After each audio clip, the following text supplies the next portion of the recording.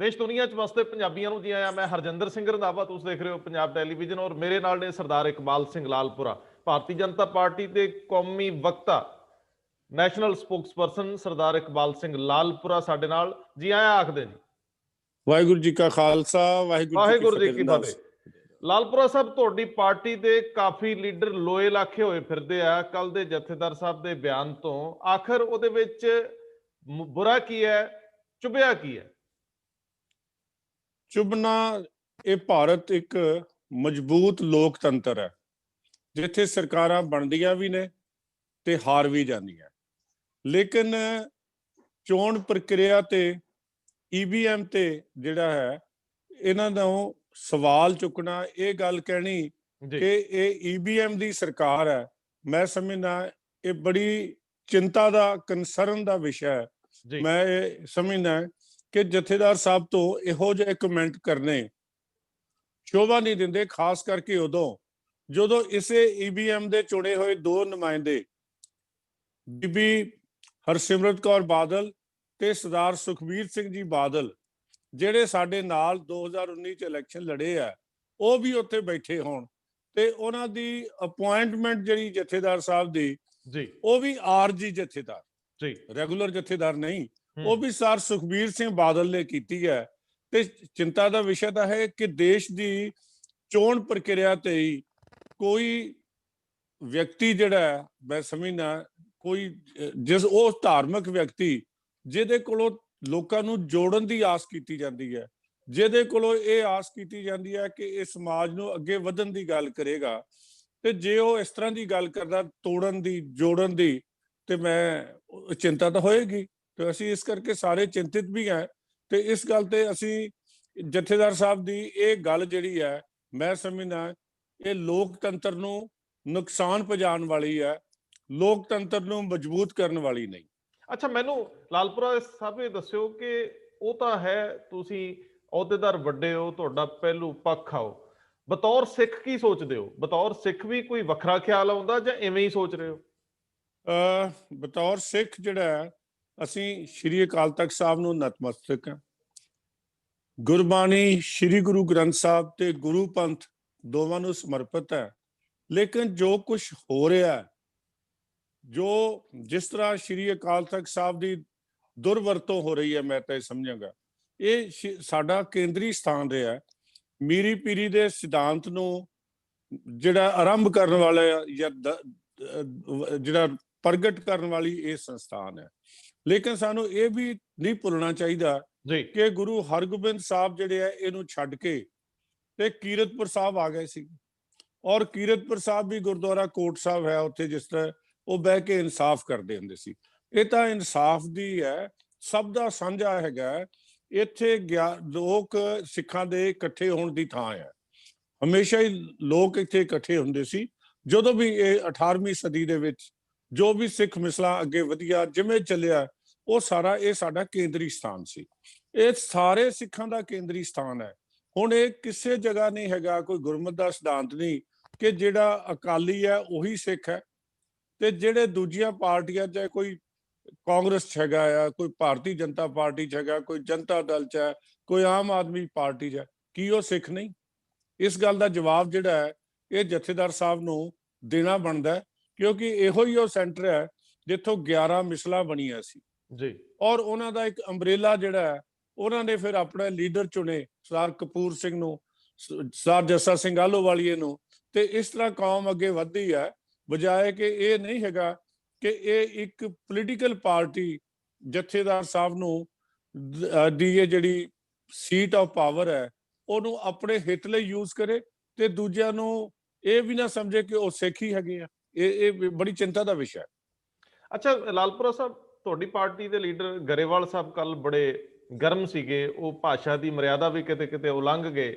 ਜਥੇਦਾਰ ਸ਼੍ਰੀ ਅਕਾਲ ਤਖਤ ਸਾਹਿਬ ਵਿਅਕਤੀ ਵਿਸ਼ੇਸ਼ ਵਜੋਂ ਨਾ ਵੇਖ ਕੇ ਜੇਕਰ ਸੰਸਥਾਗਤ ਰੂਪ ਚ ਦੇਖੀਏ ਤੇ ਕਈਆਂ ਨੂੰ ਉਹ ਗੱਲ ਚੁਭੀ ਵੀ ਹੋ ਸਕਦੀ ਹੈ, ਲੇਕਿਨ ਦੂਜੇ ਪਾਸਿਓਂ ਜੇਕਰ ਤੁਸੀਂ ਇਹ ਸਾਰੇ ਘਟਨਾਕ੍ਰਮ ਨੂੰ ਦੇਖਦੇ ਹੋ ਤੇ ਉਹਨਾਂ ਦਾ ਇੱਕ ਦੋਸ਼ ਵਾਜਬ ਵੀ ਮੈਨੂੰ ਲੱਗਦਾ ਸੀ ਕਿ ਸਿਆਸੀਕਰਨ ਹੋ ਰਿਹਾ। ਜਦੋਂ ਅਸੀਂ ਸੰਸਥਾਵਾਂ ਨੂੰ ਵਿਅਕਤੀਆਂ ਨਾਲ, ਧਿਰਾਂ ਨਾਲ ਜੋੜ ਕੇ ਦੇਖਦੇ ਹਾਂ ਤੇ ਉਹ ਪਹਿਲੋਂ ਵੀ ਬੜੇ ਉਜਾਗਰ ਹੁੰਦੇ ਆ। ਸੋ ਐਸੀ ਸਥਿਤੀ ਦੇ ਵਿੱਚ ਜਿਹੜੀ ਕੇਂਦਰੀ ਤੁਹਾਡੀ ਪਾਰਟੀ ਆ, ਜਿਹੜਾ ਮੋਦੀ ਗਵਰਨਮੈਂਟ ਆ, ਉਹਦੇ ਉੱਤੇ ਵੀ ਇੱਕ ਸਿੱਧਾ ਨਿਸ਼ਾਨਾ ਭਾਰਤੀ ਸਟੇਟ ਕਰਕੇ ਲੱਗਿਆ। ਹੁਣ ਗੱਲ ਇਹ ਹੈ ਕਿ ਕੇਂਦਰੀ ਹਕੂਮਤਾਂ ਭਾਵੇਂ ਕਿਸੇ ਦੀਆਂ ਵੀ ਹੋਈਆਂ, ਉਹਨਾਂ ਨੇ ਸਿੱਖਾਂ ਨਾਲ ਇਨਸਾਫ ਤਾਂ ਨਹੀਂ ਕੀਤਾ, ਇਹ ਮੰਨਣਾ ਪਊ। ਇਸ ਸਥਾਨ ਵੱਲ ਵੀ ਟੇਢੀ ਨਜ਼ਰ ਨਾਲ ਦੇਖਿਆ ਗਿਆ 2-3 ਵਾਰੀ, ਜਿੰਨੇ ਵਾਰੀ ਕਾਂਗਰਸ ਦੇ ਸਾਡੇ ਸਾਹਮਣੇ ਆ ਅਟੈਕ ਹੋਣਾ, ਬਾਕੀ ਚੀਜ਼ਾਂ। ਲੇਕਿਨ ਅੱਜ ਦੇ ਦਿਨ ਦੇ ਵਿੱਚ ਜਿਹੜੀ ਧਿਰ ਕੱਲ ਤੱਕ ਉਹਨਾਂ ਦੇ ਨਾਲ ਘਿਓ ਖਿਚੜੀ ਸੀ, ਅੱਜ ਉਹ ਧਿਰ ਉਹਦੀ ਇੱਕ ਤਰ੍ਹਾਂ ਨਾਲ ਵਿਰੋਧ 'ਚ ਖੜੀ ਆ। ਤੁਹਾਡੀ ਪਾਰਟੀ ਦੇ ਲੀਡਰ ਅਕਾਲੀ ਦਲ ਜੁਆਇਨ ਕਰ ਰਹੇ ਆ। ਕੱਲ ਵਾਲੀ ਸਾਰੀ ਸਥਿਤੀ ਨੂੰ ਦੇਖਦੇ ਆ, ਫਿਊਚਰ ਦੇ ਵਿੱਚ ਇਹ ਰਿਸ਼ਤੇ ਵਧੀਆ ਹੋ ਸਕਦੇ, ਕਦੇ ਗਲਵਕੜੀ ਪਾਊ, ਦੂਰੀ ਵੱਧ ਨਹੀਂ ਰਹੀ। ਦੇਖੋ, ਗਲਬਕੜੀ ਰੰਧਾਵਾ ਸਾਹਿਬ ਕਿਹਦੇ ਨਾਲ ਪੈਣੀ ਹੈ ਕਿ ਇਹ ਜਿਹੜਾ ਵੀ ਬੰਦਾ, ਲੋਕ ਨੁਮਾਇੰਦੇ ਲੋਕਾਂ ਵੱਲੋਂ ਚੁਣੇ ਜਾਣਗੇ, ਲੋਕ ਰਾਜ ਹੈਗਾ। ਅਸੀਂ ਜਿਹੜੀਆਂ ਕਿਸੇ ਵੀ ਵਿਅਕਤੀ ਨਾਲ ਕੋਈ ਹਮੇਸ਼ਾ ਅਛੂਤ ਨਹੀਂ ਹੁੰਦਾ ਰਾਜਨੀਤੀ 'ਚ, ਲੇਕਿਨ ਜਿਸ ਤਰ੍ਹਾਂ ਦਾ ਇਹਨਾਂ ਦਾ ਸਰਦਾਰ ਜਿਹੜੀ ਸ਼੍ਰੋਮਣੀ ਅਕਾਲੀ ਦਲ ਦੀ ਤੁਸੀਂ ਗੱਲ ਕਰ ਰਹੇ ਹੋ, ਬਾਦਲ ਜਿਹੜੇ ਸਾਡੇ ਨਾਲ ਸੀ ਤੇ ਸਾਡੇ ਤੋਂ ਵੱਖਰੇ ਹੋ ਗਏ, ਉਹਨਾਂ ਨੇ ਆਪਣੀ ਜ਼ਮੀਨ ਖੋ ਬੈਠੇ ਆ। ਉਹ ਵਿਅਕਤੀ ਨੇ ਜਿਹੜੇ ਸ਼੍ਰੀ ਗੁਰੂ ਗ੍ਰੰਥ ਸਾਹਿਬ ਦੀ ਬੇਅਦਬੀ ਦੇ ਲਈ ਜ਼ਿੰਮੇਵਾਰ ਗਰਦਾਨੇ ਜਾਂਦੇ ਆ। ਉਹ ਵਿਅਕਤੀ ਹੈਗੇ ਆ ਜਿਹੜੇ ਇਹਨੂੰ ਰਾਮ ਰਹੀਮ ਦੀ ਜਿਹੜੀ ਆ ਮਾਫੀ ਦੇ ਜ਼ਿੰਮੇਵਾਰ ਹੈ। ਉਹ ਵਿਅਕਤੀ ਹੈਗੇ ਆ ਜਿਹੜੇ ਬਰਗਾੜੀ ਕਾਂਡ ਤੇ ਦੂਜੀਆਂ ਜਗ੍ਹਾ ਦੇ ਬੰਦੇ, ਸਿੱਖ ਨੌਜਵਾਨ ਮਰਵਾਉਣ ਵਾਲੇ ਜ਼ਿੰਮੇਵਾਰ ਹੈ। ਉਹ ਵਿਅਕਤੀ ਆ ਜਿਹੜੇ ਸੈਣੀ ਵਰਗੇ ਲੋਕਾਂ ਨੂੰ ਡੀਜੀਪੀ ਲਾ ਕੇ ਤੇ ਸਿੱਖਾਂ ਦੇ ਉੱਤੇ ਤਸ਼ੱਦਦ ਕਰਾਉਂਦੇ ਰਹੇ ਆ। ਆਲਮ ਸਾਹਿਬ ਉਹਨਾਂ ਦੇ ਜਨਰਲ ਸਕੱਤਰ ਹੈਗੇ, ਜਿਹੜੇ ਵਾਈਸ ਪ੍ਰੈਜ਼ੀਡੈਂਟ ਰਹੇ। ਸੋ ਐਸੀ ਸਥਿਤੀ ਦੇ ਵਿੱਚ ਉਹ ਆਪਣਾ ਆਧਾਰ ਗਵਾ ਚੁੱਕੇ ਆ। ਉਸ ਆਧਾਰ ਨੂੰ ਪ੍ਰਾਪਤੀ ਵਾਸਤੇ, ਕਿਉਂਕਿ ਐਸਜੀਪੀਸੀ ਉਹਨਾਂ ਦੇ ਹੱਥ 'ਚ ਹੈ, ਉਹ ਹਰ ਸੰਸਥਾ ਨੂੰ, ਮੈਂ ਕਹਿੰਦਾ ਬੜੀ ਹਾਸੋਹੀਣੀ ਗੱਲ ਹੈ ਕਿ ਸ਼੍ਰੀ ਅਕਾਲ ਤਖਤ ਸਾਹਿਬ ਦਾ ਜਥੇਦਾਰ ਵੀ ਐਕਟਿੰਗ ਜਥੇਦਾਰ ਆ ਜੀ, ਹਾਂਜੀ, ਰੈਗੂਲਰ ਜਥੇਦਾਰ ਨਹੀਂ ਹੈਗਾ। ਉਹ ਰੈਗੂਲਰ ਉਦੋਂ ਤੱਕ ਨਹੀਂ ਹੋ ਸਕਣਗੇ ਜਦੋਂ ਤੱਕ ਉਹਨਾਂ ਦੀ ਜਿਹੜੀ ਹੈ ਉਹ ਹੁਕਮ ਜਿਹੜੇ ਆ ਨਹੀਂ ਮੰਨਣਗੇ। ਇਹ ਇੱਕ ਬੜੀ ਅਨਫੋਰਚੂਨੇਟ ਗੱਲ ਹੈ।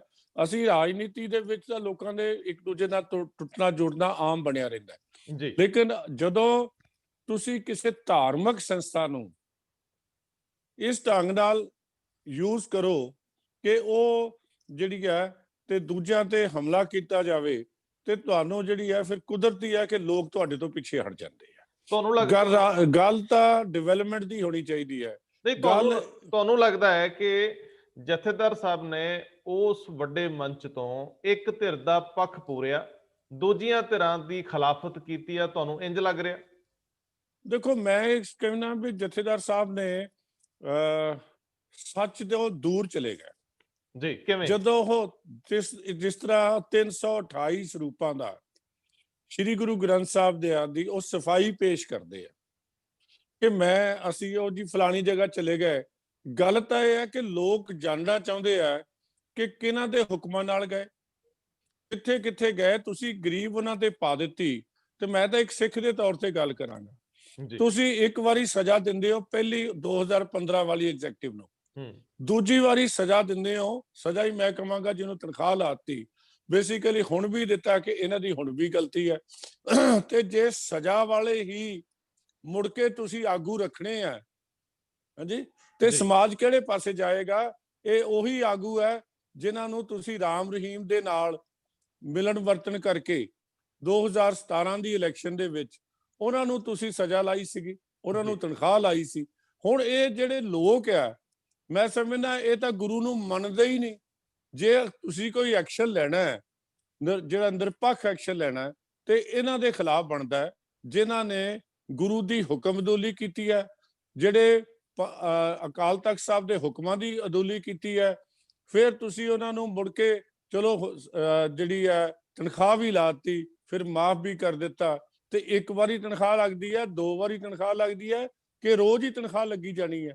ਤੇ ਸੱਚ ਕਿੱਥੋਂ ਜਾਏਗਾ? ਫਿਰ ਤਬਦੀਲੀ ਕਿੱਥੋਂ ਆਏਗੀ? ਬਦਲਾਵ ਕਿੱਥੋਂ ਹੋਏਗਾ?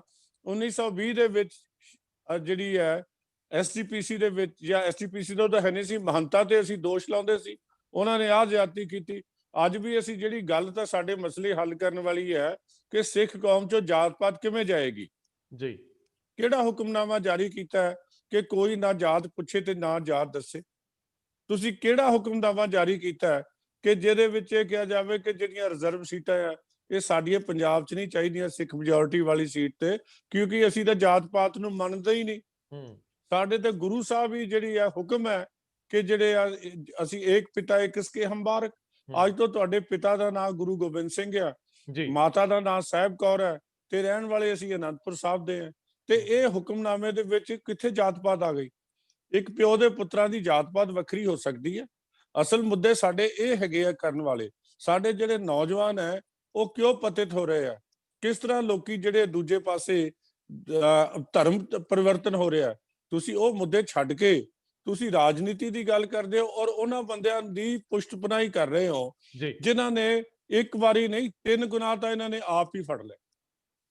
ਉਹ ਕਿਹੜੇ? ਹਰ ਵਾਰੀ ਗੁਨਾਹ। ਤੇ ਅੱਗੇ ਲਈ ਵੀ ਹੁਣ ਜੇ ਕੋਈ ਨਵਾਂ ਹੋਏਗਾ ਤੇ ਉਸੇ ਤਰ੍ਹਾਂ ਦੀ ਸਮਝ ਗਿਆ ਕਿ ਵਾਰਨਿੰਗ ਦੇ ਕੇ ਛੱਡਣ ਵਾਲੀ ਗੱਲ ਹੋ ਗਈ।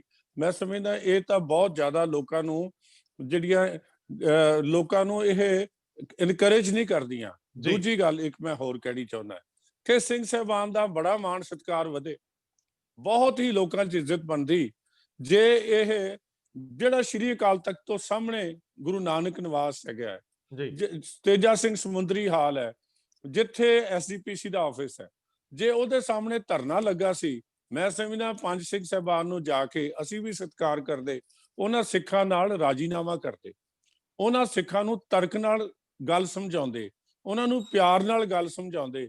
ਉਹ ਅੱਜ ਵੀ ਬੁੱਤ ਮਲਕਾਂ ਦੇ ਕੋਲ ਧਰਮ ਸਿੰਘ ਮਾਰਕੀਟ ਦੇ ਕੋਲ ਧਰਨਾ ਮਾਰ ਕੇ ਬੈਠੇ।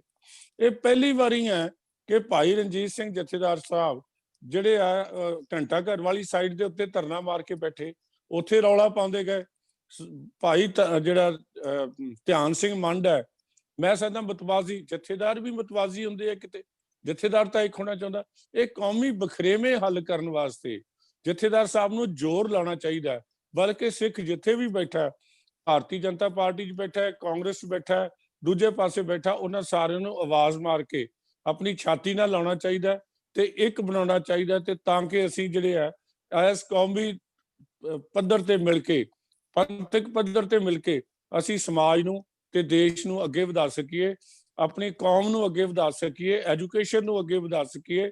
IAS ਮੁੰਡੇ ਸਾਡੇ ਆਉਣ, ਪੰਜਾਬ 'ਚ ਕੋਈ ਲੱਭਦਾ ਹੀ ਨਹੀਂ। ਅਗਲੇ 20 ਸਾਲ ਵੀ ਜਿਹੜਾ ਕੋਈ ਵੀ ਦਾੜੀ ਕੇਸਾਂ ਵਾਲਾ ਉਹ ਜਿਹੜਾ ਨਾ ਤਾਂ DGP ਬਣੇਗਾ ਤੇ ਨਾ ਚੀਫ ਸੈਕਟਰੀ ਬਣੇਗਾ, ਤੇ ਅਸੀਂ ਤਾਂ ਸਰਕਾਰੀ ਦਫ਼ਤਰਾਂ 'ਚੋਂ ਹੀ ਬਾਹਰ ਹੋ ਗਏ। ਤੇ ਖੱਟਿਆ ਕੀ ਹੈ ਪਿਛਲੇ ਜਿੰਨੇ 30-35 ਸਾਲਾਂ 'ਚ? ਆਪਸ ਵਿੱਚ ਲੜਾਈ, ਇੱਕ ਦੂਜੇ ਨੂੰ ਮਾਰਨਾ। ਤੇ ਉਹਦੇ ਲਈ ਉਪਰਾਲਾ ਕਰਨ ਦੀ ਲੋੜ ਹੈ, ਜਿਹੜੀ ਜਥੇਦਾਰ ਸਾਹਿਬ ਜੇ ਕਰਦੇ ਤੇ ਅਸੀਂ ਉਹਨਾਂ ਨੂੰ ਨਤਮਸਤਕ ਹੁੰਦੇ, ਉਹਨਾਂ ਦਾ ਸਤਿਕਾਰ ਕਰਦੇ, ਕਿਉਂਕਿ ਅਸੀਂ ਅਕਾਲ ਤਖਤ ਸਾਹਿਬ ਤੋਂ ਤਾਂ ਬਾਗੀ ਕੋਈ ਵੀ ਨਹੀਂ ਜੀ। ਅਸੀਂ ਤਾਂ ਬਾਗੀ ਹਾਂ ਜਿਹੜੇ ਵਿਅਕਤੀ ਉਹਨਾਂ ਨੂੰ ਗਲਤ ਢੰਗ ਨਾਲ ਉਸ ਸੰਸਥਾ ਦੀ ਦੁਰਵਰਤੋਂ ਕਰ ਰਹੇ। ਅੱਛਾ, ਮੈਨੂੰ ਲਾਲਪੁਰਾ ਸਾਹਿਬ ਇਹ ਦੱਸੋ ਕਿ ਜੇ ਮੰਨ ਲਓ ਜਥੇਦਾਰ ਸਾਹਿਬ ਦੀ ਕਿਸੇ ਗੱਲ ਤੇ ਤੁਹਾਨੂੰ ਇਤਰਾਜ਼ ਹੈ ਤੇ ਤੁਸੀਂ ਉਹਨਾਂ ਨੂੰ ਕੋਈ ਮਿਲਣ ਦਾ ਪ੍ਰੋਗਰਾਮ ਵੀ ਉਹ ਲਿਖ ਸਕਦੇ ਹੋ, ਕਿਉਂਕਿ ਸਿੱਖ ਵੀ BJP ਦੇ ਵਿੱਚ ਕਾਫੀ ਹੁਣ ਪੰਜਾਬ ਦੇ ਵਿੱਚ ਹੈਗੇ। ਉਹਨਾਂ ਨੂੰ ਤੁਸੀਂ ਕੋਈ ਪੱਤਰ ਵੀ ਲਿਖ ਸਕਦੇ ਹੋ ਕਿ ਇੱਥੇ ਸਾਨੂੰ ਇਹਨਾਂ ਚੀਜ਼ਾਂ ਦੇ ਨਾਲ ਇਤਰਾਜ਼ ਆ, ਇਹ ਤੁਹਾਨੂੰ ਨਹੀਂ ਸੀ ਕਹਿਣੀਆਂ ਚਾਹੀਦੀਆਂ, ਤੁਸੀਂ ਆਪਣਾ ਤਰਕ ਦੇ ਸਕਦੇ ਹੋ। ਦੂਜੀ ਗੱਲ ਇਹ ਹੈ ਕਿ ਤੁਹਾਨੂੰ ਲੱਗਦਾ ਕਿ ਇਸ ਮੌਕੇ ਤੇ ਸ਼੍ਰੋਮਣੀ ਕਮੇਟੀ ਦਾ ਬੜਾ ਇਤਿਹਾਸਕ ਦਿਨ ਸੀ, 100 ਸਾਲਾ ਮੌਕਾ ਸੀਗਾ, ਇਸ ਦਿਨ ਕੋਈ ਵੱਡੇ ਐਲਾਨ ਤੇ ਸਿੱਖਾਂ ਦੇ ਮਸਲੇ ਜਿਹੜੇ ਜਿਵੇਂ ਰਹਿਤ ਮਰਿਆਦਾ ਵੀ ਅਜੇ ਤੱਕ ਵਿਵਾਦਤ ਹੈ, ਕੁਝ ਧਿਰਾਂ ਕੁਝ ਹੋਰ ਕਹਿੰਦੀਆਂ, ਮੂਲ ਮੰਤਰ ਨੂੰ ਲੈ ਕੇ ਅਜੇ ਤੱਕ ਮੁਸ਼ਕਲ ਆ ਰਹੀ ਹੈ ਕਿ ਮੂਲ ਮੰਤਰ ਕਿੱਥੋਂ ਤੱਕ ਹੈ, ਇਸੇ ਤਰੀਕੇ ਨਾਲ ਦਸਮ ਗ੍ਰੰਥ ਨੂੰ ਲੈ ਕੇ ਕਿਤੇ ਕਿਤੇ ਵਿਵਾਦ ਉੱਠਦੇ ਰਹਿੰਦੇ ਆ, ਬਹੁਤ ਸਾਰੇ ਸਾਡੀਆਂ ਜਿਹੜੀਆਂ ਤਿੱਥਾਂ ਤਰੀਕਾਂ ਨਾਨਕਸ਼ਰਾਈ ਕੈਲੰਡਰ ਨੂੰ ਲੈ ਕੇ। ਸੋ ਤੁਹਾਨੂੰ ਲੱਗਦਾ ਕਿ ਇਹ ਸਾਰੇ ਮਸਲੇ ਵੀ ਉਸ ਦਿਨ ਜੇਕਰ ਐਡਰੈਸ ਹੁੰਦੇ ਜਾਂ ਉਸ ਦਿਨ ਕੋਈ ਹੱਲ ਕਰਨ ਵਾਲੇ ਪਾਸੇ ਕਮੇਟੀਆਂ ਹੀ ਬਣ ਜਾਂਦੀਆਂ, ਕੋਈ ਸਮਾਬੱਧ ਉਹਨਾਂ ਦੀ ਸੀਮਾ ਰੱਖ ਲਈ ਜਾਂਦੀ। ਸੋ ਇਹ ਕੁਝ ਚੀਜ਼ਾਂ ਜਿਹੜੀਆਂ ਇਕੱਠੇ ਸਵਾਲ ਕਿ ਕੀ ਤੁਸੀਂ ਉਹਨਾਂ ਤੱਕ ਪਹੁੰਚ ਵੀ ਕਰੋਗੇ ਜਾਂ ਦੂਰੋਂ ਦੂਰੋਂ ਹੀ ਇਹ ਸਿਆਸੀ ਜੀ ਲੜਾਈ ਚੱਲਦੀ ਰਹੂਗੀ? ਮੈਨੂੰ ਬੜਾ ਇਸ ਗੱਲ ਤੇ ਮਾਣ ਵੀ ਹੈ, ਫਖਰ ਵੀ ਹੈ ਕਿ ਮੈਨੂੰ 2006 ਦੇ ਵਿੱਚ SGPC ਤੇ ਸ਼੍ਰੀ ਅਕਾਲ ਤਖਤ ਸਾਹਿਬ ਵੱਲੋਂ ਗੁਰੂ ਅਰਜਨ ਦੇਵ ਪਾਤਸ਼ਾਹ ਦੇ ਸ਼ਹੀਦੀ ਪੁਰਬ ਤੇ ਸ਼ਿਰੋਮਣੀ ਸਿੱਖ ਸਾਹਿਤਕਾਰ ਦੇ ਸਤਿਕਾਰ ਨਾਲ, ਸਨਮਾਨ ਨਾਲ ਨਵਾਜਿਆ ਗਿਆ ਸੀ ਤਰਨਤਾਰਨ ਦੇ ਵਿੱਚ ਜੀ। ਮੈਂ SGPC ਦਾ ਤੇ ਸ਼੍ਰੀ ਅਕਾਲ ਤਖਤ ਸਾਹਿਬ ਦਾ ਦੇਣਦਾਰ ਹੈ, ਉਹਨਾਂ ਦੀ ਇੱਜ਼ਤ ਕਰਦਾ ਦਿਲੋਂ ਹਮੇਸ਼ਾ ਲਈ। ਇੱਕ ਪੰਥ ਲੇਖਕ ਹੈਗਾ ਔਰ ਮੈਂ ਜਾਤੀ ਤੌਰ ਤੇ ਚਾਹੁੰਦਾ ਸੀ ਕਿ ਮੈਂ, ਕਿਉਂਕਿ ਨੈਸ਼ਨਲ ਲੈਵਲ ਤੇ ਮੇਰੀ ਅਪਾਇੰਟਮੈਂਟ ਹੋਈ ਹੈ ਮੈਂ ਜਿੱਥੇ ਬੀਜੇਪੀ ਦਾ ਨੁਮਾਇੰਦਾ ਆ ਜੀ ਉੱਥੇ ਮੈਂ ਸਿੱਖਾਂ ਦੀ ਗੱਲ ਵੀ ਅੱਗੇ ਜਾ ਕੇ ਕਰਾਂ। ਮੈਂ ਸਿੰਘ ਸਾਹਿਬ ਨੂੰ 2 ਵਾਰੀ ਟੈਲੀਫੋਨ ਕੀਤਾ ਕਿ ਮੈਨੂੰ ਸਮਾਂ ਦਿਓ, ਮੈਂ ਤੁਹਾਡੇ ਕੋਲ ਮਿਲਣਾ ਚਾਹੁੰਦਾ ਤੇ ਬਹਿ ਕੇ ਕੋਈ ਤੁਹਾਡੇ ਨਾਲ ਵਿਚਾਰ ਕਰਨੀ ਚਾਹੁੰਦਾ। ਮੇਰੀ ਗੱਲ ਜਿਹੜੀ ਹੈ ਉਹਨਾਂ ਦੇ ਪੀਏ ਤੋਂ ਅੱਗੇ ਨਹੀਂ ਪਹੁੰਚ ਸਕੀ। ਜੀ ਟੈਲੀਫੋਨ ਉਹਨਾਂ ਨੇ ਚੁੱਕਿਆ। ਮੈਂ ਕਿਹਾ ਭਾਈ ਮੈਂ ਇਕਬਾਲ ਸਿੰਘ ਲਾਲਪੁਰਾ ਬੋਲ ਰਿਹਾ ਤੇ ਮੇਰੀ ਜਥੇਦਾਰ ਸਾਹਿਬ ਨਾਲ ਗੱਲ ਕਰਾ ਦਿਓ। ਤੇ ਮੈਨੂੰ ਤਾਂ ਹਲੇ ਤੱਕ ਟਾਈਮ ਨਹੀਂ ਦਿੱਤਾ ਤੇ ਮੈਂ ਸਭ ਨਾਲ ਚਿੱਠੀਆਂ ਲਿਖਣੀਆਂ ਵੀ ਇੱਕ ਜਿਹੜੀ ਹੈ ਨਾ ਉਹ ਜਿਹਨੂੰ ਆਪਾਂ ਸਮਝਦੇ ਆ ਕਿ ਇੱਕ ਰਸਮੀ ਕਾਰਵਾਈ ਹੈ। ਜੀ ਇਹਦੇ ਚ ਨਾਲ ਹੱਲ ਮਸਲਾ ਕੁਝ ਨਹੀਂ ਹੋਣਾ। ਹੱਲ ਤਾਂ ਇਹ ਹੋਣਾ ਕਿ ਜਥੇਦਾਰ ਸਾਹਿਬ ਵੱਡਾ ਦਿਲ ਕਰਨ, ਜਿਹੜੀਆਂ ਸਾਰੀਆਂ ਧਿਰਾਂ ਨੂੰ ਕਲਾਵੇ 'ਚ ਲੈਣ, ਸਾਰਿਆਂ ਨੂੰ ਲੈ ਕੇ ਪੰਥਕ ਮਸਲੇ, ਜਿਵੇਂ ਆਪ ਜੀ ਨੇ ਦੱਸਿਆ ਕਿ ਅਸੀਂ ਤਾਂ ਹਰ ਚੀਜ਼ ਜਿਹੜੀ ਹੈ ਉਹਨੂੰ ਉਹਦੇ 'ਚ ਪਾ ਦਿੱਤੀ ਹੈ ਕੰਟਰੋਵਰਸੀ 'ਚ। ਅਸੀਂ ਸ੍ਰੀ ਗੁਰੂ ਗ੍ਰੰਥ ਸਾਹਿਬ ਵੀ ਕੰਟਰੋਵਰਸੀ 'ਚ ਪਾ ਦਿੱਤਾ ਜੀ ਕਿ ਮੂਲ ਮੰਤਰ ਦਾ ਕਿਹੜਾ ਤੇ ਰਾਗਮਾਲਾ ਪੜ੍ਹੀ ਜਾਏਗੀ ਕਿ ਨਹੀਂ ਪੜ੍ਹੀ ਜਾਏਗੀ। ਇਹ ਮਸਲੇ ਕਿਹਨਾਂ ਨੇ ਹੱਲ ਕਰਨੇ ਆ? ਪੰਥਕ ਵਿਦਵਾਨਾਂ ਨੂੰ ਨਾਲ ਲੈ ਕੇ ਇਹ ਮਸਲੇ ਹੱਲ ਹੋਣੇ ਚਾਹੀਦੇ। ਜਿਹੜੀ ਸਾਡੀ ਪੁਰਾਣੀ ਰਵਾਇਤ ਹੈਗੀ, ਪੁਰਾਣਾ ਇਤਿਹਾਸ ਹੈ, ਸਿੱਖ ਕੌਮ ਨੇ ਕਿਵੇਂ ਤਰੱਕੀ ਕੀਤੀ, ਕੀ ਅਸੀਂ ਉਹਨਾਂ ਪਰਿਵਾਰਾਂ ਨੂੰ, ਕੀ ਕੱਲ ਜਥੇਦਾਰ ਜਿਹੜੇ ਸਿੰਘ ਸਾਹਿਬ ਜਿਹੜਾ ਬੰਦਿਆਂ ਨੇ ਉਦੋਂ ਕੁਰਬਾਨੀਆਂ ਦਿੱਤੀਆਂ, ਜਿਨ੍ਹਾਂ ਨੇ ਕੌਮ ਨੂੰ ਅੱਗੇ ਵਧਾਇਆ, ਕੀ ਅਸੀਂ ਉਹਨਾਂ ਦੇ ਵਿੱਚੋਂ ਲੱਭਣ ਦੀ ਕੋਸ਼ਿਸ਼ ਕੀਤੀ ਹੈ? ਜੀ ਕੀ ਕੋਈ ਜਿਹੜਾ ਸ਼ੁਕਰ ਚੱਕੀਆ ਪਰਿਵਾਰ ਚੋਂ ਕੋਈ ਆਇਆ, ਕੀ ਆਲੋਵਾਲੀਆ ਮਿਸਲ ਚੋਂ ਕੋਈ ਆਇਆ, ਕੋਈ ਸਿੰਘਪੁਰੀਆ ਮਿਸਲ ਚੋਂ ਆਇਆ, ਕੋਈ ਦੂਜੀਆਂ ਮਿਸਲਾਂ ਚੋਂ ਆਇਆ? ਮੈਨੂੰ ਬੜਾ ਹੀ ਅਫਸੋਸ ਨਾਲ ਕਹਿਣਾ ਪੈ ਰਿਹਾ ਹੈ ਕਿ ਅੱਜ ਜਿੰਨੀਆਂ ਇਹ 11 ਮਿਸਲਾਂ ਜਿਨ੍ਹਾਂ ਨੇ ਕੌਮ ਦੀ ਅਗਵਾਈ ਕੀਤੀ ਸੀ, 12ਵੀਂ ਮਿਸਲ ਤਾਂ ਬਾਅਦ ਪਤਾ ਨਹੀਂ ਕਿਵੇਂ ਰਲ ਗਈ, ਮੈਨੂੰ ਨਹੀਂ ਪਤਾ, ਲੇਕਿਨ ਪਹਿਲੀਆਂ ਇਨੀਸ਼ੀਅਲ 11 ਮਿਸਲਾਂ ਉਹਨਾਂ ਦੇ ਵਿੱਚੋਂ ਬਹੁਤੇ ਲੋਕ ਜਿਹੜੇ ਆ ਉਹ ਪਤਿਤ ਹੋ ਚੁੱਕੇ ਆ, ਔਰ ਕੁਝ ਲੋਕ ਤਾਂ ਇਸਲਾਮ ਦੇ ਵਿੱਚ ਵੀ ਜਾ ਕੇ ਉਹਨਾਂ ਚੋਂ ਦਾਖਲ ਹੋ ਗਏ। ਕੀ ਅਸੀਂ ਕੋਈ ਉਦਮ ਕੀਤਾ ਕਿ ਉਹਨਾਂ ਨੂੰ ਅਸੀਂ ਵਾਪਸ ਲਿਆਈਏ, ਉਹਨਾਂ ਨੂੰ ਉਹਨਾਂ ਦਾ ਇਤਿਹਾਸ ਚੇਤੇ ਕਰਾਈਏ, ਉਹਨਾਂ ਨੂੰ ਆਪਣੇ ਕਲਾਵੇ 'ਚ ਲਈਏ? ਸੋ ਇਹ ਗੱਲਾਂ ਜਿਹੜੀਆਂ ਇਹਨਾਂ ਨੇ ਸਿੰਘ ਸਾਹਿਬਾਨ ਨੂੰ, ਜਿਹੜੇ ਸਾਰੇ ਸੱਜਣ ਨੇ, ਇਹਨਾਂ ਨੂੰ ਬਹਿ ਕੇ ਇਹਨਾਂ ਤੇ ਵਿਚਾਰਨਾ ਚਾਹੀਦਾ ਹੈ। ਰਾਜਨੀਤੀ ਦੇ ਵਿੱਚ ਅਸੀਂ ਕੌਣ ਚੰਗਾ ਤੇ ਕੌਣ ਮਾੜਾ ਹੈ, ਇਹਦਾ ਨਿਰਣਾ ਜਿਹੜਾ ਲੋਕਾਂ ਤੇ ਛੱਡ ਦੇਣਾ ਚਾਹੀਦਾ ਹੈ। EVM ਦੀ ਗੱਲ ਕਰਕੇ ਉਹਨਾਂ ਨੇ ਭਾਰਤ ਦਾ ਜਿਹੜਾ ਲੋਕਤੰਤਰ ਹੈ ਉਹਨੂੰ ਬਹੁਤ ਵੱਡੀ ਸੱਟ ਮਾਰੀ ਹੈ। EVM ਦੇ ਵਿੱਚੋਂ ਹੀ ਨਿਕਲ ਕੇ ਸਰਦਾਰ ਪ੍ਰਕਾਸ਼ ਸਿੰਘ ਚੀਫ ਮਿਨਿਸਟਰ ਬਣੇ ਆ, EVM ਚੋਂ ਹੀ ਨਿਕਲ ਕੇ sir Sukhbir Singh Badal deputy chief minister ਬਣੇ, ਹੁਣ ਮੈਂਬਰ ਪਾਰਲੀਮੈਂਟ ਹੈਗੇ ਆ। EVM ਚੋਂ ਹੀ ਨਿਕਲ ਕੇ ਜਿਹੜੀ ਆ ਬੀਬਾ ਹਰਸਿਮਰਤ ਕੌਰ ਬਾਦਲ ਜੀ MP ਬਣੇ ਤੇ ਮੰਤਰੀ ਬਣੇ ਕੇਂਦਰ ਦੇ ਵਿੱਚ। ਹੋਰੇ ਵੀ ਬਹੁਤ ਸਾਰੇ ਲੋਕ ਹੈ। ਹੁਣ ਜਦੋਂ ਦਾ ਤੁਹਾਡੇ ਹੱਕ 'ਚ ਵੋਟ ਪੈ ਗਈ ਉਦੋਂ ਤਾਂ EPM ਵਧੀਆ ਹੋ ਗਈ, ਨਹੀਂ ਤਾਂ ਦੂਜੇ ਜਿਹੜੇ ਕੋਈ ਹੁਣ ਤੁਹਾਡੇ ਹੱਕ 'ਚ ਨਹੀਂ ਹੈਗੇ, ਗੱਲ ਤੁਸੀਂ ਆਪਣੀ ਗਲਤੀ ਕੀਤੀ, ਆਪ ਰਾਜਨੀਤੀ ਦੇ ਵਿੱਚੋਂ ਛੱਡ ਕੇ ਭੱਜੇ ਹੋ, ਭਾਰਤੀ ਜਨਤਾ ਪਾਰਟੀ ਨੇ ਤੁਹਾਨੂੰ ਬਾਹਰ ਨਹੀਂ ਕੱਢਿਆ ਤੇ ਹੁਣ ਤੁਸੀਂ ਉਹਨਾਂ ਨੂੰ EVM ਦੀ ਸਰਕਾਰ ਸਾਨੂੰ ਦੱਸਦੇ ਹੋ ਕਿ ਅਸੀਂ EVM ਦੀ ਸਰਕਾਰ ਹੈਗੀ ਆ। ਅਸੀਂ ਤਾਂ ਲੋਕਾਂ ਤੋਂ ਬਹੁਤ ਵੱਡੀ ਗਿਣਤੀ ਜਿੱਤ ਕੇ ਆਏ ਆ। ਇਹੋ ਜਿਹੇ ਜਿਹੜੇ ਸ਼ਬਦ ਹੈ ਸਿੰਘ ਸਾਹਿਬ ਤੋਂ, ਜਥੇਦਾਰ ਸਾਹਿਬ ਤੋਂ, ਮੈਂ ਸਮਝਦਾ ਉਹਨਾਂ ਨੂੰ ਇਹਨਾਂ ਨੂੰ ਵਰਤਣ ਵਾਸਤੇ ਗੁਰੇਜ਼ ਕਰਨਾ ਚਾਹੀਦਾ। ਐਡੀ ਵੱਡੀ ਸੀਟ ਹੈ, ਮੈਂ ਹੋਰ ਕੋਈ ਵੀ ਸ਼ਬਦ ਉਹਨਾਂ ਦੇ ਬਾਰੇ ਨਹੀਂ ਵਰਤਣਾ ਚਾਹੁੰਦਾ। ਅੱਛਾ, ਮੈਨੂੰ ਇਹ ਦੱਸੋ ਕਿ ਕੁਝ ਪੋਲੀਟੀਕਲ ਐਨਾਲਿਸਟ ਇਹ ਵੀ ਮਹਿਸੂਸ ਕਰਦੇ ਕਿ ਜਿਹੜੀ ਗੱਲ ਸਿੰਘ ਸਾਹਿਬ ਨੇ ਕਹੀ ਕਿ ਸ਼੍ਰੋਮਣੀ ਗੁਰਦੁਆਰਾ ਪ੍ਰਬੰਧਕ ਕਮੇਟੀ ਭਾਰਤੀ ਸਟੇਟ ਅੰਦਰ ਇੱਕ ਸਟੇਟ ਹੈ, ਇਹਦੀ ਆਪਣੀ ਹੋਂਦ ਹਸਤੀ ਹੈ, ਖੁਦ ਮੁਖਤਾਰੀ ਹੈ, ਇਸ ਕਰਕੇ ਹਮੇਸ਼ਾ ਇਹ ਭਾਰਤੀ ਸਟੇਟ ਨੂੰ ਚੁੱਭਦੀ ਹੈ। ਇੱਕ ਇਹ ਪੱਖ ਆ, ਔਰ ਦੂਜਾ ਪੱਖ ਜਿਹੜਾ EVM ਵਾਲਾ, ਇਹਦੇ ਉੱਤੇ ਸੁਖਬੀਰ ਸਿੰਘ ਬਾਦਲ ਵੱਲੋਂ ਅੱਜ ਜਦੋਂ ਕੋਈ ਜਰਨਲਿਸਟ ਉਹਨਾਂ ਨੂੰ ਸਵਾਲ ਕੀਤਾ, ਉਹਨਾਂ ਨੇ ਪੁੱਛਿਆ ਤੇ ਉਹਨਾਂ ਨੇ ਟਾਲਾ ਵੱਟ ਲਿਆ, ਸਿਰਫ ਇਹ ਕਹਿ ਕੇ ਕਿ ਬਿਹਾਰ ਦੀ ਇਲੈਕਸ਼ਨ ਤੋਂ ਬਾਅਦ ਸਵਾਲ ਤਾਂ ਉੱਠਦੇ ਨੇ, EVM ਨੂੰ ਲੈ ਕੇ ਉਹਨਾਂ ਇਹ ਪ੍ਰਤੀਕਰਮ ਦਿੱਤਾ। ਤੁਹਾਨੂੰ ਲੱਗਦਾ ਕਿ ਸਿੰਘ ਸਾਹਿਬ ਨੇ ਜੋ ਕਿਹਾ ਇਹ ਉਹਨਾਂ ਦਾ ਨਿੱਜ ਸੀ ਜਾਂ ਇਹ ਕਿਧਰੋਂ ਪ੍ਰੇਰਿਤ ਸਟੇਟਮੈਂਟ ਸੀ? ਤੁਹਾਨੂੰ ਲੱਗਦਾ ਇਹਦੇ ਸਿਆਸੀ ਅਰਥ ਕੁਝ ਹੋਰ ਆ?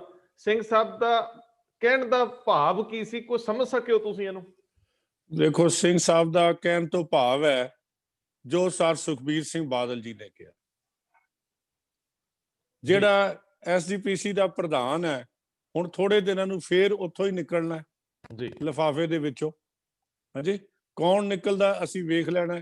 ਤੇ ਅਪਾਇੰਟਮੈਂਟਾਂ ਜਿਹੜੀਆਂ ਆਰਜੀ ਹੋਣ ਜਾਂ ਪੱਕੀਆਂ, ਉਹ ਉੱਥੋਂ ਦੀ ਪ੍ਰਵਾਨਗੀ ਨਾਲ ਹੀ ਹੁੰਦੀਆਂ ਨੇ ਜੀ। ਸੋ ਮੈਂ ਸਮਝਦਾ ਕਿ ਜਿਹੜੇ ਮਤੇ ਵੀ ਪਾਸ ਕੀਤੇ ਗਏ ਸਾਰੇ ਸੰਸਾਰ ਨੂੰ ਜੋੜਨ ਵਾਲੇ ਨਹੀਂ। ਪਹਿਲੀ ਗੱਲ ਤਾਂ ਇਹ ਸੀ ਕਿ ਕੱਲ ਇਸ਼ੂ ਕੀ ਸੀ ਜੀ? ਇਸ਼ੂ ਇਹ ਸੀ ਬਈ ਐਸਜੀਪੀਸੀ ਦੀ ਜਿਹੜੀ ਬਣਤਰ ਕਿਵੇਂ ਬਣੀ, ਬਣਤਰ ਇਸ ਕਿਵੇਂ ਬਣੀ ਕਿ ਵੀਰ ਮਹਿਤਾਬ ਸਿੰਘ ਨੇ ਅਕਾਲ ਤਖਤ ਕੇਸ ਸ਼੍ਰੀ ਦਰਬਾਰ ਸਾਹਿਬ ਦੇ ਵਿੱਚ ਪ੍ਰਸ਼ਾਦ ਕਰਾਉਣਾ ਸੀ 1920 ਚ। ਜੀ ਉਹਨਾਂ ਨੂੰ ਕਿਹਾ ਮਜਬੀ ਸਿੰਘਾਂ ਨੂੰ ਪ੍ਰਸ਼ਾਦ ਦੀ ਆਗਿਆ ਨਹੀਂ।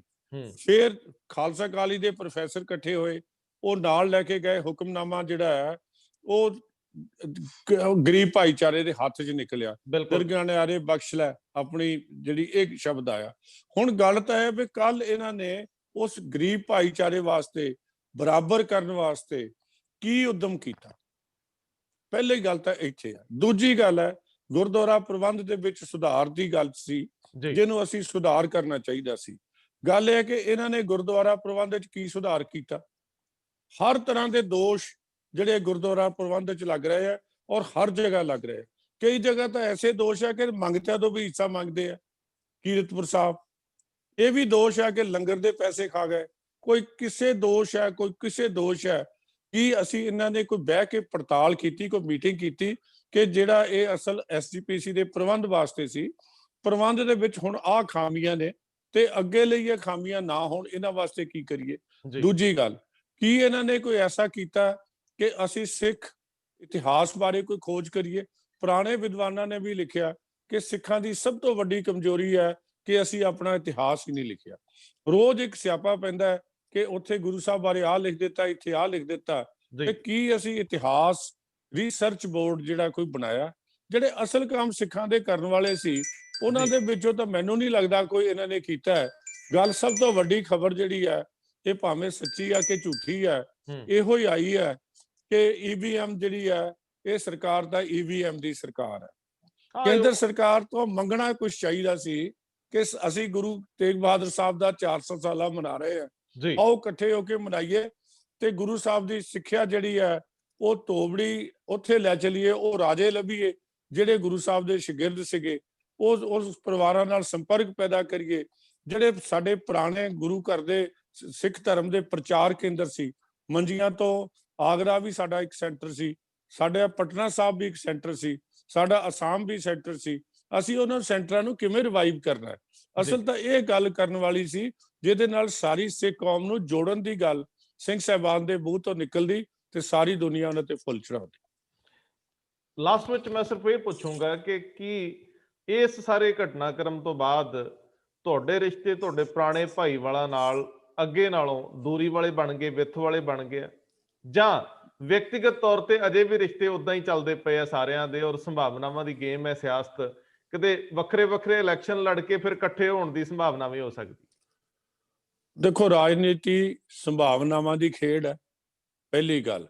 ਦੂਜੀ ਗੱਲ ਹੈ ਜਾਤੀ ਰਿਸ਼ਤੇ ਨਾ, ਕਿਤੇ ਕੋਈ ਕਿਸੇ ਦਾ ਇੱਥੇ ਪੈਲੀ ਤਾਂ ਵੰਡਣੀ ਨਹੀਂ ਹੈਗੀ ਜੀ। ਗੱਲ ਤਾਂ ਅਸੂਲਾਂ ਦੀ ਹੈਗੀ ਹੈ ਕਿ ਇਹਨਾਂ ਨੇ, ਅਸੀਂ ਚਾਹੁੰਦੇ ਹਾਂ ਪੰਜਾਬ ਤਰੱਕੀ ਕਰੇ।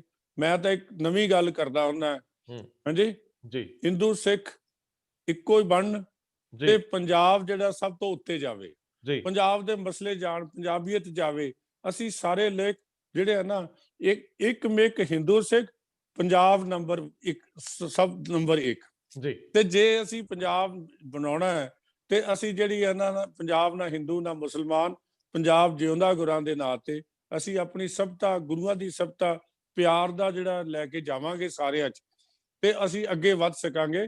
ਅਸੀਂ ਕਿਸੇ ਨਾਲ ਜਾਤੀ ਕੋਈ ਵੈਰ ਨਹੀਂ ਹੈਗਾ, ਜਾਤੀ ਕੋਈ ਵਿਰੋਧ ਨਹੀਂ, ਕੋਈ ਜ਼ਮੀਨ ਦਾ ਵੰਡਣ ਨਹੀਂ, ਲੇਕਿਨ ਰਾਜਨੀਤੀ ਇੱਕ ਤਾਂ ਹੁੰਦੀ ਹੈ ਡਿਵੈਲਪਮੈਂਟ ਦੀ ਰਾਜਨੀਤੀ, ਇੱਕ ਹੈਗੀ ਹੈ ਭ੍ਰਿਸ਼ਟਾਚਾਰ ਦੀ ਰਾਜਨੀਤੀ ਹੋਈ, ਮਾਈਨਿੰਗ ਦੀ ਰਾਜਨੀਤੀ ਹੋਈ, ਸ਼ਰਾਬ ਮਾਫੀਆ ਦੀ ਰਾਜਨੀਤੀ ਹੋਈ। ਅਸੀਂ ਵੀ ਉਸ ਰਾਜਨੀਤੀ ਵਿੱਚ ਬਦਨਾਮ ਹੋਏ ਹਾਂ। ਸਾਨੂੰ ਵੀ ਕੋਈ ਇਹ ਕਹਿੰਦੇ ਕਿ ਜਦੋਂ ਇਹ ਬਹੁਤ ਸਾਰੇ ਲੋਕੀ ਜਦੋਂ ਇਹ ਮਾਈਨਿੰਗਾਂ ਹੋ ਰਹੀਆਂ ਸੀਗੀਆਂ ਤੇ ਤੁਹਾਡੇ ਇਹ ਭਾਈਵਾਲ ਸੀ, ਤੇ ਅਸੀਂ ਕੀ ਜਵਾਬ ਦੇਈਏ? ਬਿਲਕੁਲ। ਹੁਣ ਗੱਲ ਇਹ ਹੈ ਕਿ ਜੋ ਸ਼੍ਰੀ ਜਿਹੜੀ ਹੈ ਐਸਜੀਪੀਸੀ ਦੇ ਵਿੱਚ ਜੋ ਕੁਝ ਹੋ ਰਿਹਾ, ਇਹ ਬਿਲਕੁਲ ਪਾਰਦਰਸ਼ੀ ਹੋਣਾ ਚਾਹੀਦਾ।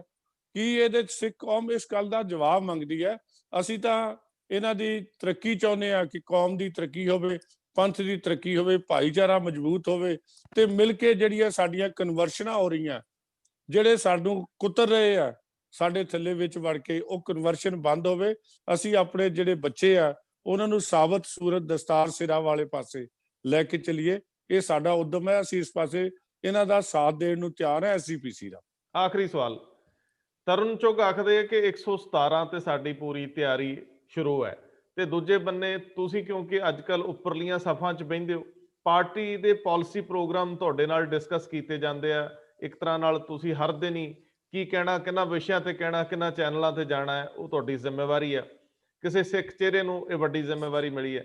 ਸੋ ਇਸ ਵੇਲੇ ਸੱਚੀ ਅੰਦਰਲੇ ਪੱਧਰ ਤੇ, ਸਤਹੀ ਪੱਧਰ ਤੇ ਗਰਾਊਂਡ ਰਿਐਲਿਟੀ ਦੇ ਨਜ਼ਰੀਓਂ ਕਿਸ ਤਰ੍ਹਾਂ ਦੀ ਪਲੈਨਿੰਗ ਆ 117 ਦੇ ਉੱਤੇ ਕਿਸਾਨੀ ਮਸਲਿਆਂ ਤੇ ਚੱਲਦਿਆਂ ਸੰਭਾਵਨਾਵਾਂ ਬਣਦੀਆਂ ਨੇ? ਸਰਕਾਰ ਬਣਾਉਣ ਦਾ ਦਾਅਵਾ ਜਿਹੜਾ ਕੀਤਾ ਜਾਂਦਾ, ਇਹਦੇ 'ਚ ਕਿੰਨਾ ਕੁ ਦਮ ਹੈ, ਸਚਾਈ ਆ? ਸੱਚੀ ਬੀਜੇਪੀ ਨਜ਼ਰ ਆ ਸਕਦੀ ਹੈ ਪੰਜਾਬ 'ਚ? ਦੇਖੋ ਗੱਲ ਇਹ ਹੈ, ਪੰਜਾਬ ਦੇ ਵਿੱਚ ਪਹਿਲੀ ਗੱਲ ਹੈ ਕਿ ਅਸੀਂ 117 ਸੀਟਾਂ ਲੜਨ ਦੇ ਸਮਰੱਥ ਹੈ। ਸਾਡੇ ਕੋਲ ਸਾਰੀਆਂ ਸੀਟਾਂ ਤੇ ਕਾਡਰ ਹੈਗਾ, ਪਹਿਲੀ ਗੱਲ। ਦੂਜੀ ਗੱਲ ਹੈਦੀ ਹੈ ਕਿ ਆਗੂ ਕੌਣ ਬਣਦਾ ਹੈ। ਅਸੀਂ ਇਲੈਕਸ਼ਨ 64 ਸੀਟਾਂ ਤੇ ਵੀ ਲੜਦੇ ਰਹੇ ਹਾਂ ਪਹਿਲਾਂ, ਲੇਕਿਨ ਸਥਿਤੀ ਬਦਲੀ ਹੈ। ਅੱਜ ਜਿਹੜੀ ਹੈ ਸਾਡੇ ਕੋਲ ਲੋਕ ਆ ਰਹੇ ਆ ਕਿ ਸਾਨੂੰ ਜੁਆਇਨ ਕਰਾਓ। ਥੋੜੇ ਦਿਨਾਂ 'ਚ ਦੇਖੋਗੇ ਬਹੁਤ ਸਾਰੇ ਲੋਕ ਜਿਹੜੇ ਆ, ਨਵੇਂ ਚਿਹਰੇ, ਸੁੰਦਰ ਚਿਹਰੇ ਦਾ ਮਤਲਬ ਭਾਵ ਜਿਹੜੇ ਸਾਫ਼ ਚਿਹਰੇ, ਜਿਨ੍ਹਾਂ ਨੇ ਪੰਜਾਬ ਦੇ ਸਮਾਜ ਲਈ ਕੰਮ ਕੀਤਾ, ਦੇਸ਼ ਲਈ ਕੰਮ ਕੀਤਾ, ਉਹ ਭਾਰਤੀ ਜਨਤਾ ਪਾਰਟੀ ਨਾਲ ਜੁੜਨਗੇ। ਅਸੀਂ 117 ਸੀਟਾਂ ਤੇ ਹੀ ਇਲੈਕਸ਼ਨ ਲੜਾਂਗੇ ਔਰ ਪੰਜਾਬ ਦੇ ਵਿਕਾਸ ਲਈ, ਜਿਹੜਾ ਪੰਜਾਬ ਦੇ ਭਾਈਚਾਰਕ ਏਕਤਾ ਲਈ, ਪੰਜਾਬੀ ਵਾਸਤੇ ਅਸੀਂ ਉਹ ਮਿਲ ਕੇ, ਜਿੱਥੇ ਕਿਤੇ ਪੁਰਾਣੀਆਂ ਗੱਲਾਂ ਚੱਲਦੀਆਂ ਸੀ, ਉਹ ਹੁਣ ਇੱਕ ਨਵਾਂ ਸਰੂਪ ਜਿਹੜਾ ਭਾਰਤੀ ਜਨਤਾ ਪਾਰਟੀ ਦਾ ਤੁਸੀਂ ਦੇਖੋਗੇ। ਕਿਸਾਨ ਸਾਡੇ ਵੀਰ ਨੇ, ਕਿਸਾਨ ਸਾਡੇ ਸਾਥੀ ਹੈ, ਅਸੀਂ ਆਪ ਕਿਸਾਨ ਹੈ। ਕਿਸਾਨ ਖੁਸ਼ਹਾਲ ਹੋਵੇ, ਕਿਸਾਨ ਤਰੱਕੀ ਕਰੇ, ਇਹਦੇ ਲਈ ਅਸੀਂ ਕਿਸਾਨਾਂ ਨੂੰ ਨਾਲ ਲੈ ਕੇ ਉਦਮ ਕਰਾਂਗੇ। ਬਹੁਤ ਮਿਹਰਬਾਨੀ ਸਰਦਾਰ ਸਾਹਿਬ, ਬਹੁਤ ਧੰਨਵਾਦ। ਥੈਂਕ ਯੂ ਸਾਹਿਬ। ਵਾਹਿਗੁਰੂ ਜੀ ਕਾ ਖਾਲਸਾ, ਵਾਹਿਗੁਰੂ ਜੀ ਕੀ ਫਤਿਹ। ਫਤਿਹ।